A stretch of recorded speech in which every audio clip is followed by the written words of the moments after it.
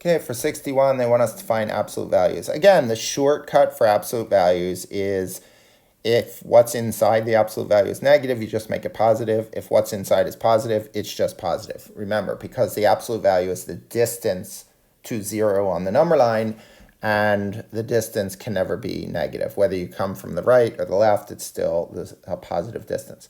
So for A, right, let me move that. For A, we get 0.75, right? It's already positive, so the absolute value is 0.75. For C, I'll go a little out of order. For C, I have the absolute value of 4 minus. Now, order of operations says I have to multiply before I subtract, right? Because PEMDAS,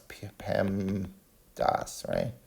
So here's addition, subtraction. That comes after multiplication, division. So 2 times 3 is 6, right?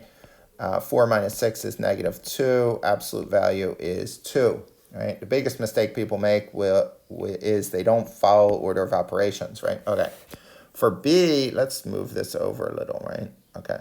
For B, I have a negative 99, and I'm just going to write the positive value, right?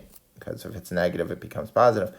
And for D, I don't know if this is supposed to be tricky, but pi is just a number, right? And it's a positive number. It doesn't matter. So the absolute value of pi is just pi, right?